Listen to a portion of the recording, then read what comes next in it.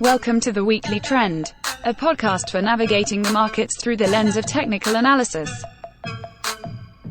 The Weekly Trend podcast is provided for educational purposes only and does not constitute any professional advice. Listeners should not act upon the information or content without first seeking advice from a registered financial planner. Welcome back to the Weekly Trend podcast. Today is Friday, October 18th, 2024. S&P 500 currently sitting at 58.57. I'm David Zarling. I'm here with our resident Pictionary artist, Ian McMillan. Lots to cover this week. I'm sorry that your team couldn't get you drawing to win the Office Olympics, but it wasn't without trying. Wasn't. I thought it was, I don't know. I feel like coffee maker is a pretty standard piece of equipment. Yeah. But just didn't come through in the clutch. Yeah, it just happens. I mean, it's a team effort. You can only do what you can do. And it is what it is. But yeah, I mean, Pictionary was a great game. I mean, if you think about it, technical analysis, the visualization of price, a little bit of Pictionary. So giving us a picture of what's going on in this market. What is going on? We got all-time highs all over the place. Which a lot of them. And that's not indicative, not a characteristic of a bear market. I'm sure you've heard that before. I feel like, yeah. If buyers are willing to pay a price that they've never paid before, higher, that's called overwhelming demand. And technical analysis is simply the visual study of supply and demand. And here we have all-time highs. Our 46th of the year for the S&P 500. Wow.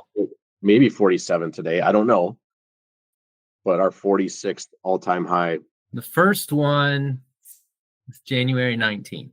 Yeah, you could have just said, oh, that's too high. Or you could have said, all right, I guess this is what happens in uptrends. Right. 200-day. Market participants are willing to buy stocks at prices never seen before. And 46 times later, we've said the same thing. And it's one of those emotional behavioral levels when you talk about back in January. That 4,800 level was such an important level. The reason being because there was so much selling pressure going back in late 21, 22 that caused the market to correct over 25%. And then move sideways in a 20% plus range. That to clear that level, it's kind of like driving down the road where there's been construction for 6 months and you arrive there this time and all the cones are gone, all the extra stoplights are gone, and it's smooth sailing. I like buyers that. have control. Yeah, the buyers have control. There's a time and a place. You want to observe what price is doing when it reaches those different market mile markers. And in this case, we cleared it, checked back a little bit in April, higher, and now we've got a cluster of 46 new highs for the S&P. And that's not even that egregious. There's plenty of other market examples that we could look at where the clusters of new all-time highs, it goes back to the old adage, new all-time highs beget new all-time highs. They do. This is how trends work. Again, I mean, if you took something like the index, the Dow Jones, and let's say been around 140 years, and it's just oscillated between 40. I think that the Dow Jones that was the initial, it started at 40, right? I think so. That sounds right to me. I could be wrong. Someone please let me know. Its initial price? Yeah. I'll find out. You go ahead. But let's just say it oscillated between 40 and 100 for 140 years. And you were correct. It started at 40.94 points. Okay. On May 26, 1896, invented by one of the original technicians, Charles Dow. Go ahead. So let's say it just moved back and forth, bull markets, bear markets, between, we'll say 40 and 1,000. Then I would say, okay, I mean, all-time highs, probably, maybe a little, but this is how trends work. It's not we've gone from 40 to 30. No, what are we at now? 43,000 on the Dow? Yep, 43,193. 43,000. I mean, that's hundreds and thousands of all-time highs over the course of, over a century. That's how it works. It's the old adage of the same man doesn't step into the same river twice. So rivers operate the same typically, but the man changes and the river changes. And so uptrends are uptrends. Not all uptrends look the same, but they have the same characteristics. They have water, a river has water flowing through them. It has similar rapids. It has pooling, it has consolidation, and then it rapids again. Same thing with markets. There's different bumps and squiggles along the way, but uptrends are uptrends. We have a rising 200-day moving average. We have new highs that were recaptured after the correction that took place in late 21 through 22. We had that breadth. Your analogy game is on fire today. I try. I don't know. Maybe I'm done now. All right, what else going on? So S&P, okay, every week we're on here. S&P, new all-time high. Clients pretty bored hearing that. I mean, it's great. And Dow looks very not good on Dow hasn't done anything on a relative basis, but it has kept up with the S&P. What about Russell? And I think you bring up a good point here, though. Uptrends can be boring, but in the honor of the late John Borman, the technician that passed away, he would say, "Shut up and enjoy it." Got to enjoy it because it will be done at some point. I don't know. Right. We don't know. At some point, we're going to go in a 10, 15, 20% correction. But yeah, got to participate. And to your point, so you talk about all these new all-time highs and things like the Dow Jones, S&P 500. You have major stocks that are making new all-time highs, like Morgan Stanley, and I think you mentioned BlackRock or Blackstone, or Morgan Stanley, 3-year highs. Well, it's actually 24-year highs because it was building a base since the late 2000s, and here we are breaking out of a base on base.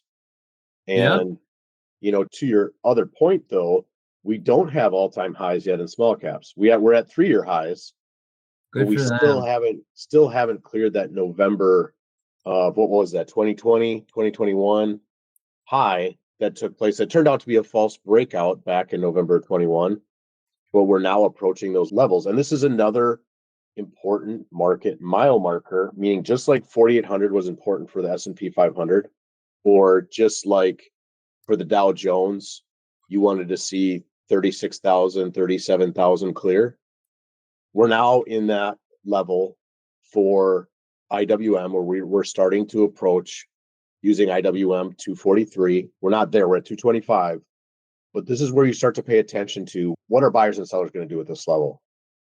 And when you look across other things like equal weight S&P, equal weight NASDAQ, equal weight several sectors equally weighted, breaking out to new highs, holding new highs, consolidating above new highs.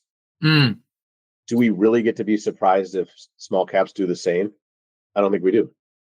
I don't know. Even if they underperform, I assume that they will continue to march higher. I'm sure that they will have their, spurts of greatness where kind of just probably enough for a breath thrust. Go back to underperforming, maybe. I don't know.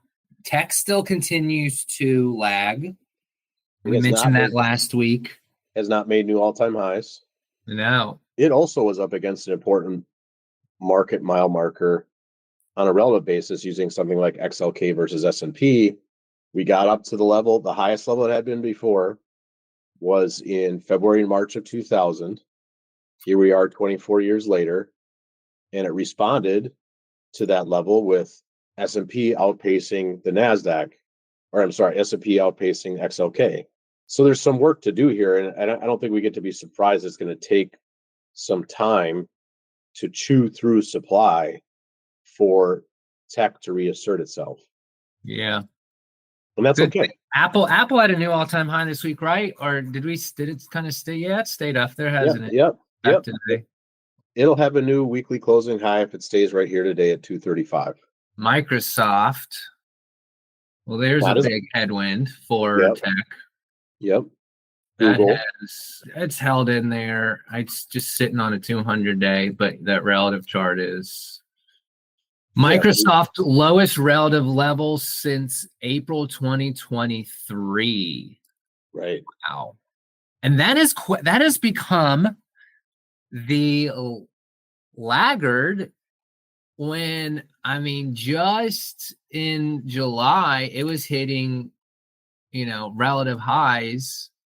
But then we've seen this other stuff, like Netflix continues having a good day today. I guess assume off of earnings. Well, and that's a name we haven't said on here in a while. Remember when that was part of Fangs?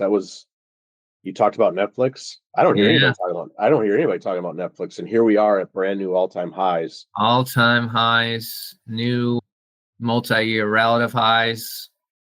Yeah.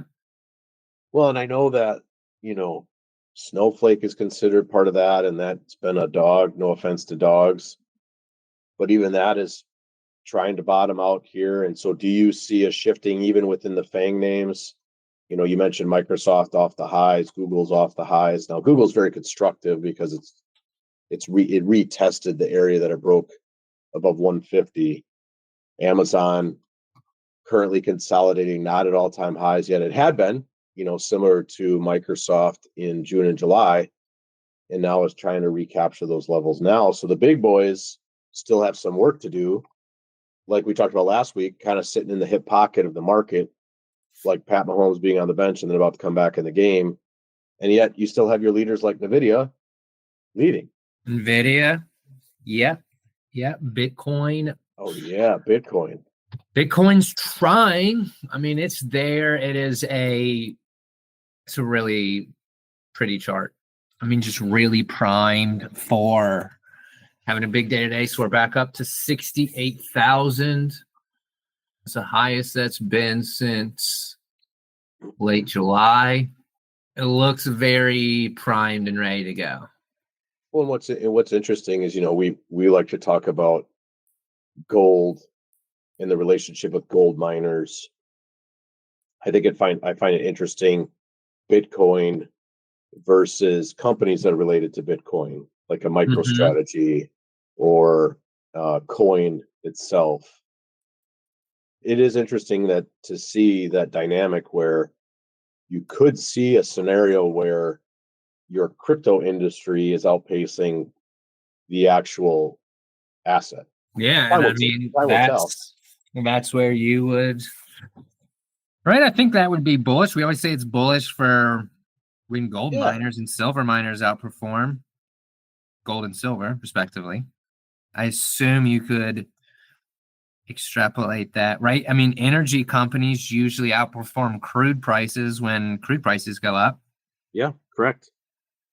And so here we have a setup that looks similar to those dynamics where you could see crypto miners or companies that are involved with that industry outpace the actual coin itself, which might upset the crypto maxis, but what do I care? I'm just using ratio charts and trying to tilt my clients in the right direction to be riding on the river rather than up against it or up on a bank.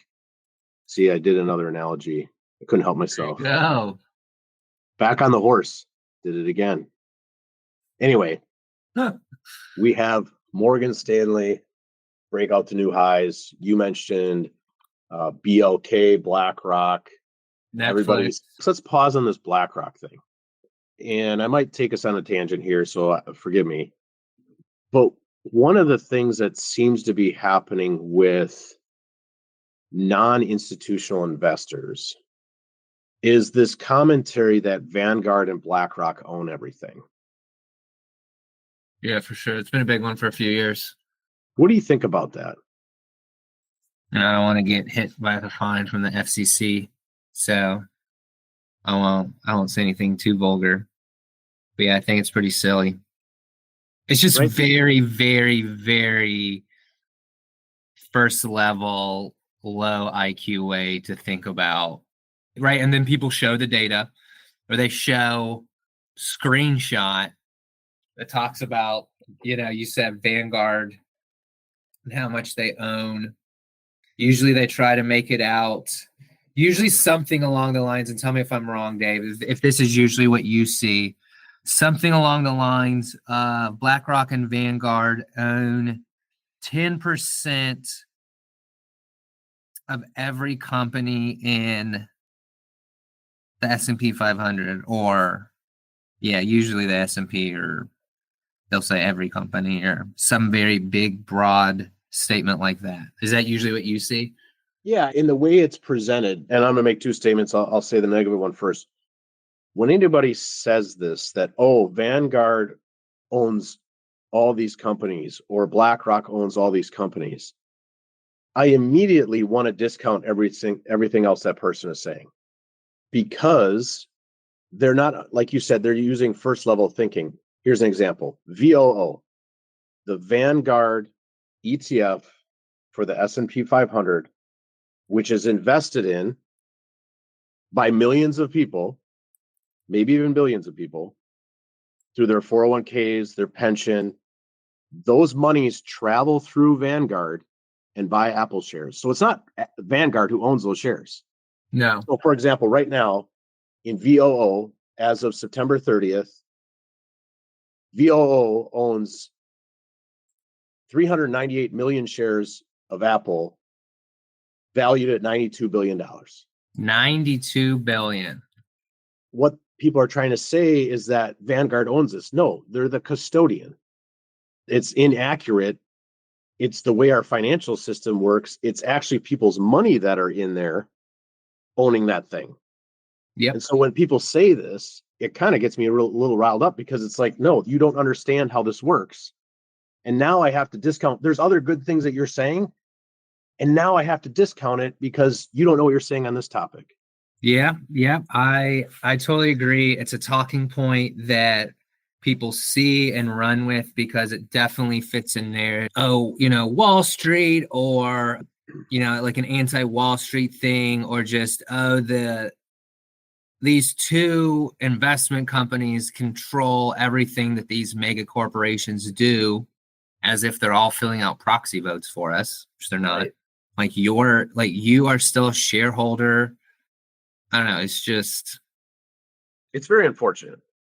It's very unfortunate, and people see it, and it's alarming. And then they show, like I said, these screenshots with big numbers on them. And they're like, okay, well, clearly this person, that's saying this, they've got proof, quote unquote, proof right here in front of me. And then that's it. That's just, oh, I guess, yeah, that's true. They do own a lot of shares. Again, as you said, and through their vehicles, ETFs that they create for individual investors. But it's very naive. It's a half truth. They're the custodian. That is true. But it's other people and other institutions' money. That $92 billion is individuals. It's other organizations, right? We've owned VOO here in the past. That's our clients' money in there. So it's not Vanguard who owns it. Actually, the really big problem I see with it is some of these people are making really good points about other things, and then they throw this in here, and it immediately causes you to discount the other things that are very truthful. So anyway, I took us on a tangent, but since we're talking BlackRock, I just felt it necessary to address that. So before that, I don't know if you had us directionally going somewhere. Otherwise, we can definitely move you to talk about breadth. You mentioned Bitcoin. Talking about Bitcoin, I guess all the other stuff in the crypto area looks fine. So I know I just saw a chart a few minutes ago from one of the guys, Sam Gatlin, I think his name is, at All Star Charts. He showed a Solana chart. Looks pretty similar to Bitcoin. Seems like, consolidating below those previous all-time highs. Shout out to Sam. This is the same college my mom went to. Oh, where did your mom go to school? Wichita State. Oh, the Shockers. Yeah. We can go to, we had an education event. Yeah. This week. I mean, when I think about what was discussed there, pretty similar Clients get a newsletter every month, so they know how we feel. And they get this weekly trend every week. Every week. I mean, there's been very little change of tone for the last. I mean, we're really coming up on a year at this point, and we shared with them credit markets still very healthy. Yes. Explain to them why credit markets are important and how they can give us clues.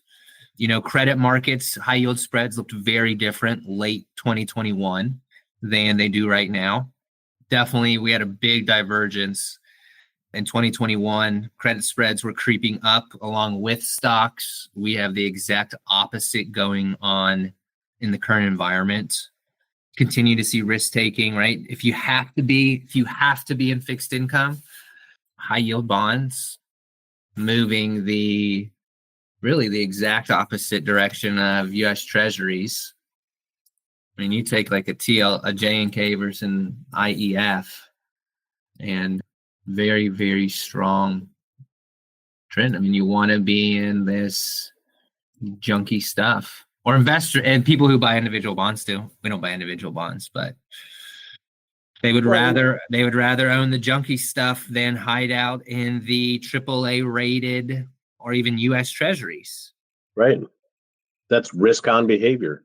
And the reason why we want to pay attention to this is the global fixed income market, the bond market across the world is about $141 trillion.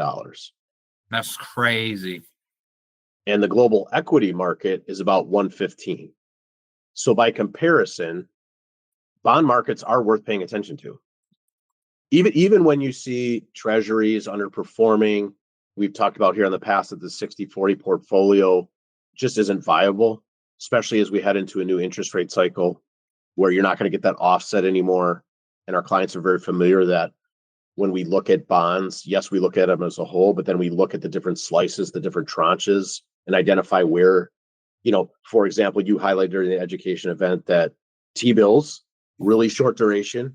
If you had to own fixed income, now T-bills have underperformed the S&P. And in fact, remember, peak T-bill was late 2023, summer of 2023.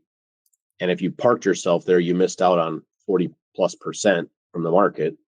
And yet bonds were still down on the long duration side.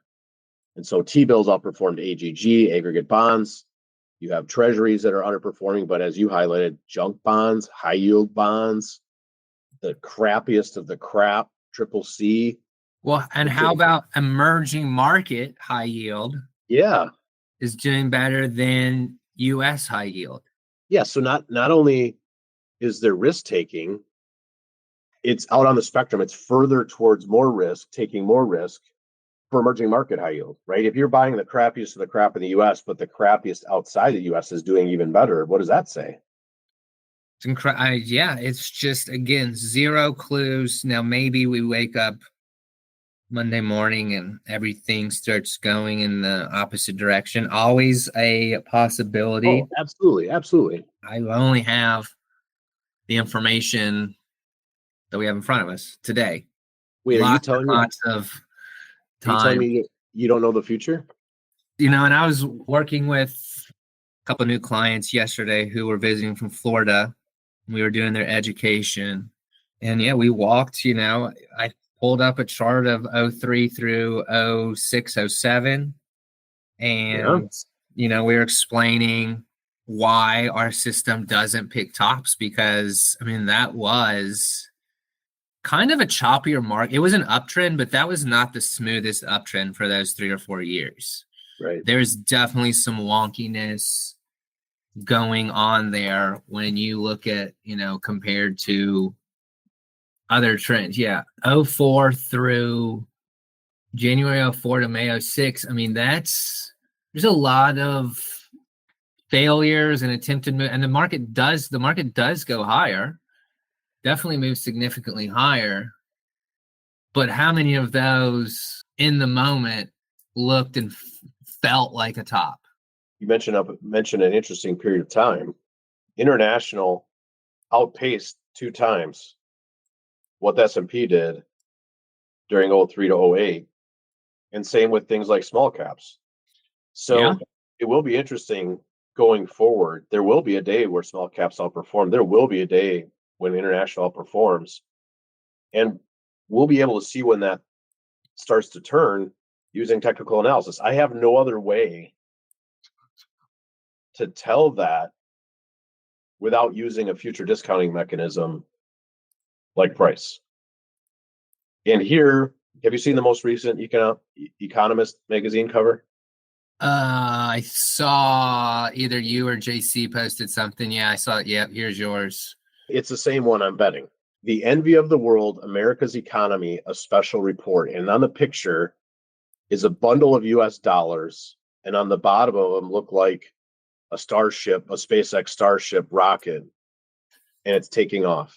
And wouldn't it be interesting that this marks some intermediate or significant change, not necessarily for the S&P is at a top, but that you start to see international outpace? Because also through our internal work, we saw numerous areas priced in dollars, such as Mexico and Sweden. So many countries that went out to fresh relative lows this week. And then you get this magazine cover, because the way this works is price moves first, news moves second. You know, we're fond of saying wet streets don't cause rain. The news doesn't cause price to move. Price moves, and then the news comes out. And so here we are we on the verge of marking a change towards international? Now,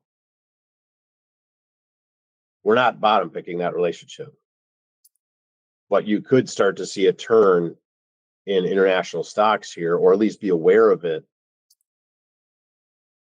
because the market is a future discounting mechanism, and typically journalists are not correct. I don't know if anybody's figured that out yet, but typically journalists are not correct. They've become less and less correct in my lifetime. I'll tell you that. Yep. And I understand they have a job to do, right? They're trying to sell advertising. How else will I know to buy a car unless I turn on the local news and watch the commercials? I won't know what to do. But what news does is it tries to give us a level of certainty, because we can water and feed our own bias garden. And I want you to think about this. So you consume the information from TV and magazines and the internet, somehow thinking that it's going to give you an edge. Do you really think something published to millions of people is going to give you an edge? Because that's not inside information. And I'm not saying you should use inside information, but it's not information that you've analyzed. It's information that someone else has analyzed, handed off to an editor, got it back to the original journalist for refinement, and then published it. And now it's news to everybody, but somehow it's unique to you. Let's not fool ourselves here. The only thing that provides inside information, what investors are truly, truly thinking, is the market. It's kind of like an election. You could take as many pre-election polls as you want and predictions as you want.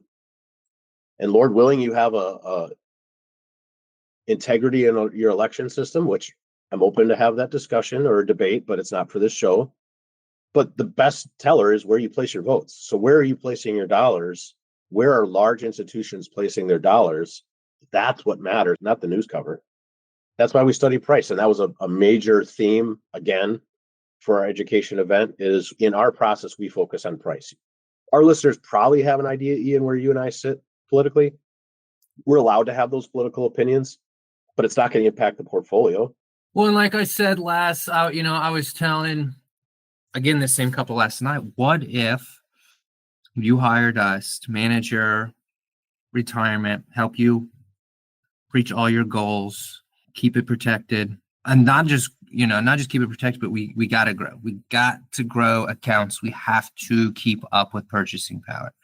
Okay, and you come to sit with me. You've been a client for 3 years here, and you've just been sitting in a very protective, maybe lots of cash, different types of bonds, just in a very, very protective, conservative stance in the portfolio, because I just didn't like who was in the White House, and I was worried what their policies might mean for the economy and the stock market.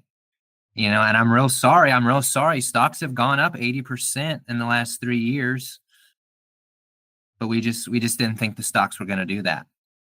Like, I don't want to have those conversations. Clients don't want to have those conversations. So we participate no matter what else is going on until the trend says the game is up. It's an interesting dynamic because never in the history of the world have we seen so much information available for discernment. And could you imagine showing up at a surgeon's office who knows how to do knee reconstruction and you don't trust them? Or you say, well, actually, we're going to kind of, I'd like to be awake and no painkillers. And the surgeon listened when they know better. Yeah. Because they have the tools and the expertise to understand what the risks are for you as the patient. And so they're trying to operate in your best interest. And that's why we use technical analysis to operate in the best interest of our clients. Because in the end, it doesn't matter who the president is, because no party has a monopoly on it. Investment returns, on market returns. We know this. We have the data. And so let us not make decisions based on our own personal opinions. We can vote with our personal opinions on election day, preferably in person and with integrity.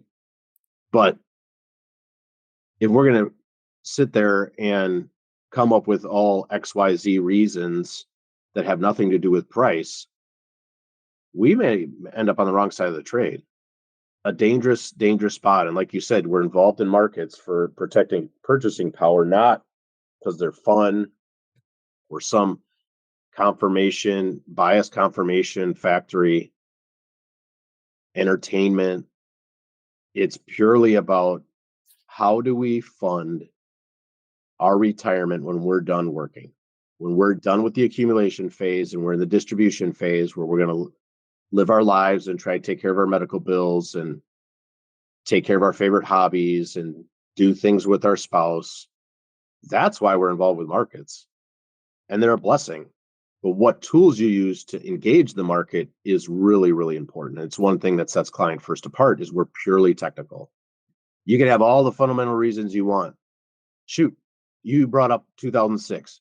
From 2006 to 2008, there was plenty of reasons not to be in the market fundamentally, but the market moved 30% higher. Mm-hmm. And technical analysis then showed when supply had control of the market, when sellers had control of the market, and you could be in a situation to protect accounts at that time. So I can't brag enough about technical analysis because it's the only information that we have that's current, that's a future discounting mechanism, and 99.9999% of the time doesn't get revised. Saves me every day. Yep. Saves me every day from my wandering thoughts and feelings and emotions on whatever else is going on in the world. And I certainly do my fair share of complaining. Doesn't mean I'm not going to own stocks. Well, even another asset class, you brought up Bitcoin. You look at the dollar rising, Bitcoin's rising with it, and gold. That's not a relationship you typically see. But as we've highlighted on here before, things go in and out of correlation. And you can have environments where the dollar moves higher along with gold. And most people don't want to think of it that way. They think lower dollar, higher gold, higher dollar, lower gold. Yeah. But truth be told, there's times where gold is rising along with the dollar. I don't know what to tell you other than that simple fact. It's just the truth. So we have all these new all-time highs. We have financials doing very well. We have some leaders going out to new all-time highs. We have some leaders that are sitting in the hip pocket, and maybe those are red flags. They could be. The fact that Microsoft's not a new all-time high, Google's not a new all-time high, that could be a harbinger. It could be. I do feel like we'd see some other things, some other risk on indicators. But again, I mean, I think I said this last week. I mean, outside of high beta versus low vol, There's just not a lot out there. I think David Keller mentioned this morning all the advanced decline lines are making new highs. I don't really care for the term. Don't use it a lot. It's a little jinxy. Maybe I just shouldn't say it. But it kind of, I mean, from a technical perspective, and the things we looked at, kind of a Goldilocks environment. Okay. I mean, everything looks fine. Yeah, correct. And yet the narratives are relatively negative. Like, isn't it interesting how much it was discussed whether we were going to have a soft landing or a hard landing, and people failed to see that the plane is actually climbing and doing very well. Like they completely forgot that the plane was in the air and actually climbing, and we're arguing about a hard landing versus soft landing, and all we've seen is things move higher. Yeah, I mean, and we don't have things screaming. You know, if we were 15% above a 200-day moving average, that would also be a little. Yeah, like consolidation would be normal, or a correction. I mean, look at that Dow chart. I mean, that thing's not even outperforming. Right. And it's just comfortably cruising. And that's an important distinction, because the Dow is highly like, it's not outperforming, but it's extremely correlated, a little bit more diverse in its sector makeup than the S&P. And then you have something like the DAX, the German index, also highly correlated to US equity markets, also, recording all-time highs and in an uptrend. The weight of evidence continues to show an uptrend is in place. All-time highs are clustering. And is this bull market too old? Like, are we too far along? Depends on where you want to say. I mean, I guess you can go back to, some people go back to the October 2022, which was the bottom, the lowest we went, using the S&P, and then would measure it from there. Fair argument. There's also the point of view that you wouldn't have a new bear market until you got to an all-time high. So then that moves your time frame up to just what I said earlier, January 19th, right, of this year. So we're sitting somewhere between 10 months and 2 years. Yeah. And how long is the average bull market? Well, the average bull market's about 5.5 years. Wow. And I think you brought this up last week or the episode before, as far as percentage moves. So let's use the more, I'll call it conservative approach. I don't even know if it's conservative. No, the more aggressive approach, which is saying October 22. So 2 years in, as of a week or two ago, up about 64%. When we look at other bull market, from a bear market bottom to a bull market peak, we average about 5.5 years. And at 64% return during that period of time, you're talking about the second lowest return for a bull market using the S&P 500. Yeah. And you throw in like equal weight, just clearing highs. You throw in other equal weight sectors that are just clearing to new all-time highs above their late 21, 22 highs. I think you can also make the argument, so if you use the S&P, you get October 2022. If you use Russell, Russell broke to Russell is breaking to new lows November 2023. So you got to use that as your, and then it was a failed breakdown, and obviously the rest is history, and we've gone up for 50 weeks, not straight, but been in an uptrend for 50 weeks. Value line geometric, I would put that in the same category as that basically went back and touched its. You can definitely make the argument that here's a better way. The broad bull market, I would say, started October 2023. The S&P October 2022. Yeah, and here you have an environment where a lot of the metrics from an equally weighted standpoint are 0% to 3% return over 3 years. So how old can that bull market be? And secondly, you brought up small caps. We haven't even gotten all-time highs. We're still negative return for 3 years. And you're telling me this bull market is too long? It's something to keep in mind. Like, I don't want to be so bullish that we don't have our heads on a swivel. You always do. You shut up and if you got through the defense, if you're a defensive lineman, you got through the offensive line like a hot knife through butter. You enjoy that, but you're also aware. Is this a screenplay? Yeah, there just are no other clues yet. I mean, you've got staples, new relative lows, right? And on an absolute basis, new highs. You know, like, I mean, I don't know how that's not exactly what you wouldn't want. Oh, healthcare was, I mean, staples do look really bad. Healthcare, new relative lows. Then everything else, financials, industrials, utilities still look okay. And that's fine. We've talked about, hey, utilities were very strong 03 to 07, 08. So definitely some firming up of breadth out there as tech, underperforms or is, best case kind of been in line. And you've got, I was just going to say, you've got Costco, McDonald's, Casey's General Stores, retail. You've got large moves out of airlines and cruise lines.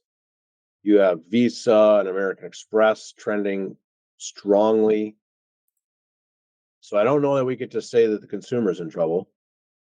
No. You mentioned Walmart.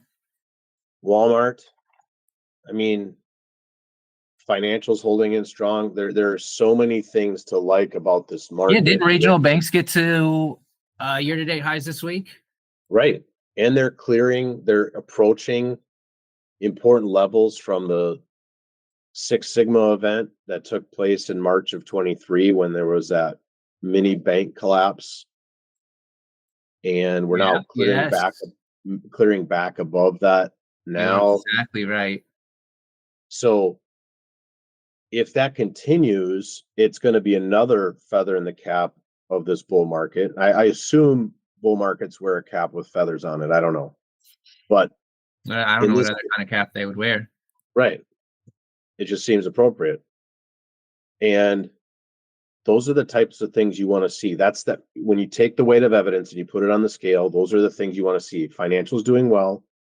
You can have staples in an uptrend, but they're underperforming.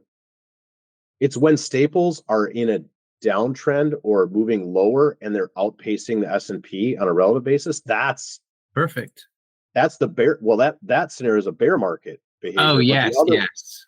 That's bear market. Whereas moving higher, but at a slower pace than the S&P, that's bull market, to your point. Like, and these are the things we want to be analyzing. You've got credit spreads cooling off dramatically, so liquidity is prevalent.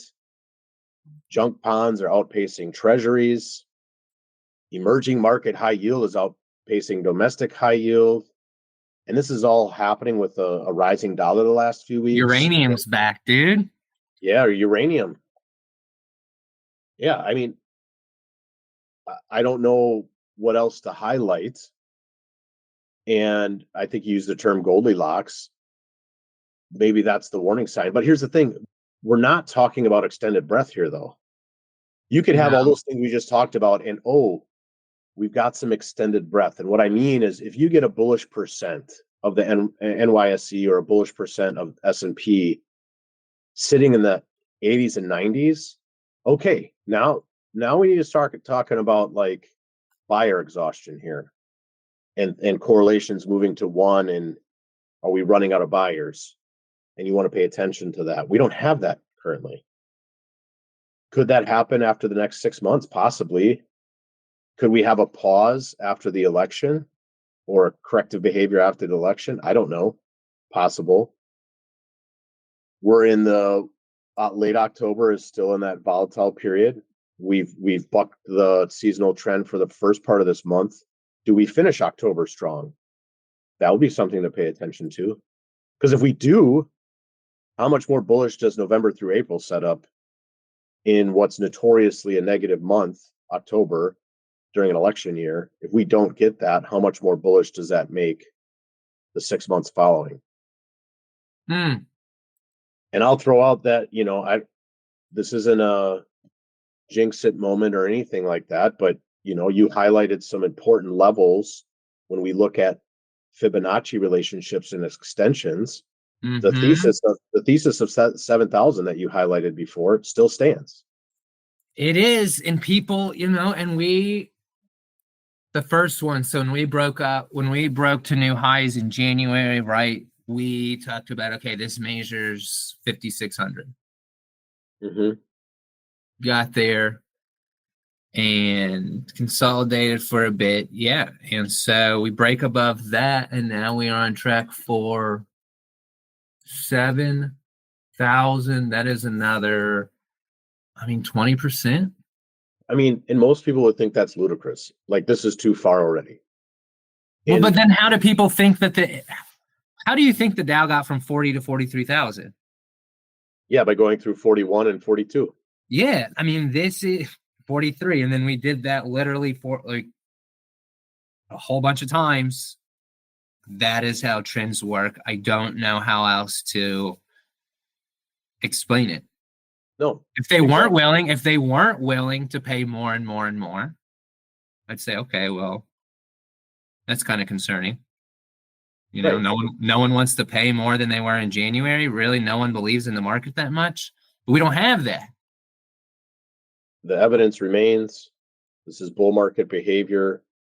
Do we still have 5 or 10% volatility in this market? Of course. That's markets. On average, you have a 10% correction every year. We had a 9% correction in July. Could we see a pullback or consolidation from here through mid-November? Absolutely. Or even further? Absolutely. We're not here to tell the market what to do. We're just here to tell you what the market is doing and the evidence at hand, and use price doing it, the most recent information that we have. And it continues to show hallmarks of bull market behavior, whether people like it or not, whether it's your favorite candidate or not, or your favorite political scene or not, or your opinion on earnings, balance sheet, GDP, you name it. Whatever your opinion is, the market doesn't care about it. And that's a hard fact. People don't like to think that way. They want to think that somehow their opinion matters in the market, and it really doesn't. And what about this? Okay, so you hate the person in Washington, D.C., or you hate someone that might get elected to be president. One way to offset that is to at least watch her say, well, at least my net worth has gone up by 25% over their time in office. If you can find one silver lining out of it, don't do both. Don't sit there angry and not make money. Right. That's silly. That is silly. Completely agree. So with that, Ian, we're almost to the end of our time, and I want to make sure that I highlight the supporter of this podcast, the Adaptive Select ETF, listed on the NYSE under ticker ADPV, which helps investors access two of the most prevalent factors in markets, momentum and relative strength. Through proprietary identification methods, the Adaptive Select ETF attempts to own the strongest 25 large cap stocks when the market is in an uptrend. And since not all market environments are the same, Adaptive Select seeks to prevent extended declines by moving to short-term treasury bills and cash during long-term market downtrends. Investors can find out more, including how to invest in ADPV, by visiting adpvetf.com or calling 1-833-880-5200. Investing involves risk, including possible loss of principal. Distributed by Quasar Distributors, LLC. Anything else you'd like to highlight for our listeners before we sign off, Ian? No, I just continue to be grateful that you are participating and making money. It will come to an end at some point, and then we can worry about that. We can cross that bridge when those red flags start showing up, but we don't have that yet. We don't have that yet. I appreciate your analogies as well. We'll cross that bridge when we get there.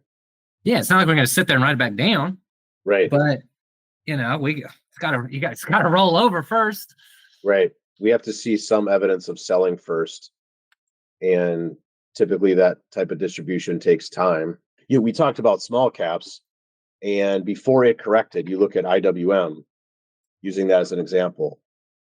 That distribution went from February of 21 through January of 22. It took a full year for that topping process to work. And you could study price and understand, oh, we have some resistance here. We have market participants, institutions willing to sell here. To your point, we'll see that. We'll see that in the data. We'll see that in price, that, oh, this is an important level because price is moving lower. And we can use that to navigate a potential topping process, or maybe it's just a consolidation uptrend. Who knows? But always great to have you on here, Ian. It was great to have you in the office this week and present information to our clients. Very valuable. It's an important part of what we do. So thank you for being here. Thanks for everybody listening. We hope you share this. Give us a high ranking. It's one way that you can compliment us if you enjoy this material. Great to be here. Have a great weekend, everyone.